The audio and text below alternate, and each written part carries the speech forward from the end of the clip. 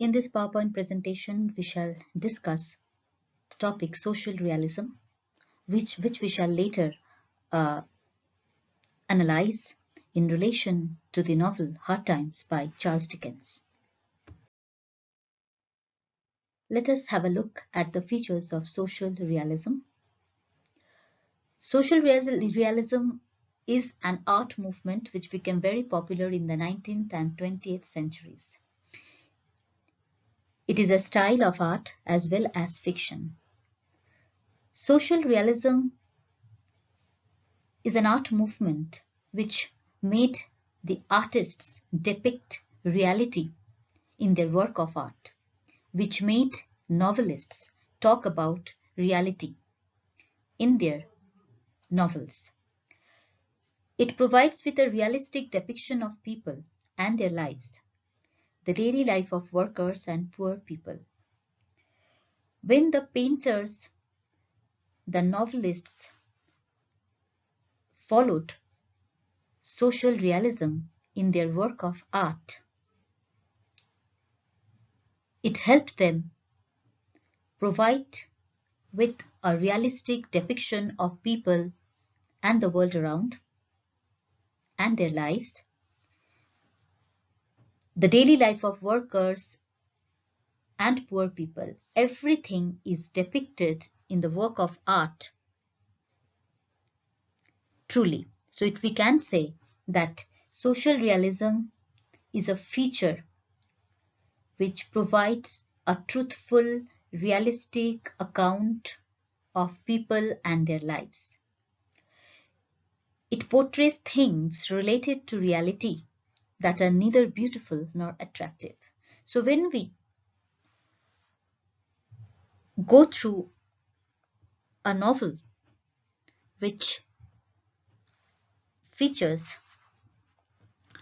or let's say which follows social realism, there we do not come across things related to life which are very beautiful, mesmerizing and attractive. Rather, we get to see the dark side of life, the harsh reality of life. Therefore, it makes it a very truthful account. It adheres to reality and is therefore devoid of romantic embellishments. Instead, it aims at the exposure of human flaws. So, social realism, as I said, it is only concerned with reality. And therefore, nothing fantastic. So we do not come across fantastic or romantic elements. Instead, we find that works of art or fiction which resort to social realism, they simply aim at exposing human flaws. They simply aim at exposing the hypocrisies of society, the corruptions that exist in this society, in this world. And thereby it also exposes human flaws that we suffer from. So novels which deal with social realism are mainly concerned to